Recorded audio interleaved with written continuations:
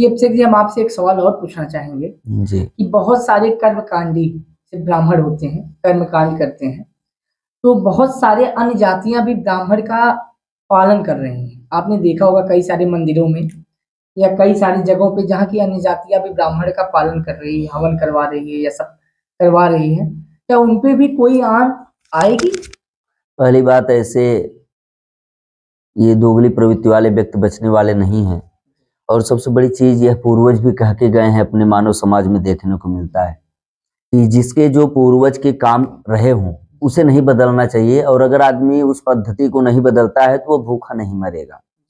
ब्राह्मण अगर पंडिताई करना या पुरोहित का कर्मकांड करना ना छोड़े तो वो भूखा नहीं मर सकता।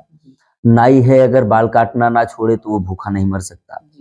और अगर यादव समाज की बात की जाए, दूध से हमेशा वो संबंधित रहें, जुड़े हुए रहें, तो वो भूखे नहीं मर सकते। तो वर्ण के आधार पे व्यवसाय बांटे गए थे। और रही बात ब्राह्मण होने की, तो यह कहा गया है अपने समाज में कि जन्म से ही ब्राह्मण नहीं, कर्म से भी ब्राह्मण हुआ जा सकता है। तो ये बात नहीं है। कर्म से पंडित हुआ जा सकता है, कर्म से ब्राह्मण नहीं हुआ जा सकता। और सबसे बड़ी चीज, जो ब्रह्म का ज्ञान रखता हो वही ब्राह्मण है। सब ब्राह्मण कहलाने के अधिकारी भी नहीं है, तो दोगले ब्राह्मण की क्या बात।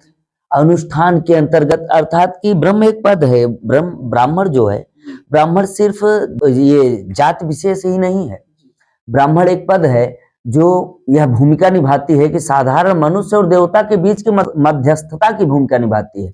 उन दोनों के बीच में आपस में संयोजन करने की भूमिका निभाने की स्थिति को ब्राह्मण कहा गया है।